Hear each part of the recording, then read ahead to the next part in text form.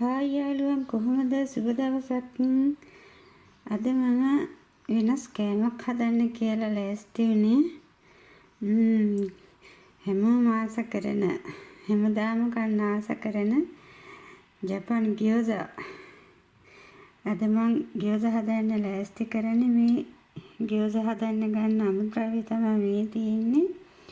මස් කුඩු මම නම් ඌරු මස් කුඩු අරන් තියෙන්නේ. ඒ ඌරු මස් හරක් මස් වලට ආස නැති අයට කුකුල් මස් කුඩු කරලා හදා ගන්නත් පුළුවන් රසවත්.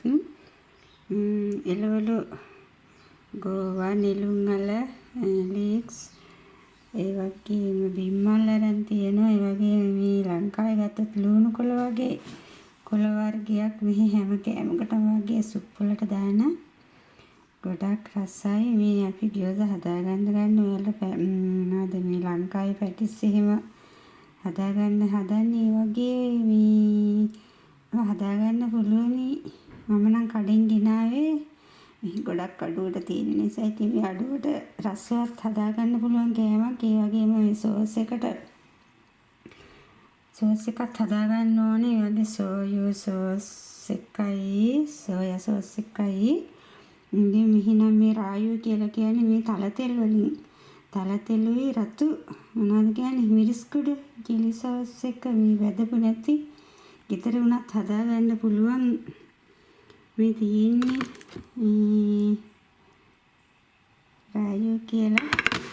ඉතින් බෙදලා මොනවද මේ රත් කරලා හදාගන්න පුළුවනි. මේ තල තෙලුයි මිරිස් කුඩු වලට රම්පි කරපංච තියෙනවානේ. ඒවා හැම දාලා රසවත් සෝස් එකක් හදලා ෆ්‍රිජ් එකේ සීතකරනේ දාලා තිබ්බහම ඕනම කෑමකට නූඩ්ල්ස් වලට එළවලු තෙල් දාද්දී හැම දෙයකටම උඩින් කවලම් කරගත්තාම රස වැඩි වෙනවා.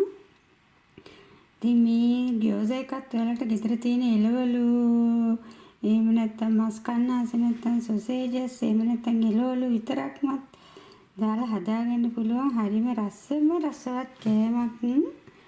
එහෙනම් බලමු හදමු. එකතු වෙන්න කට්ටිය මගේ channel එකට. එහෙමනම් බුදු සරණයි කට්ටියටම.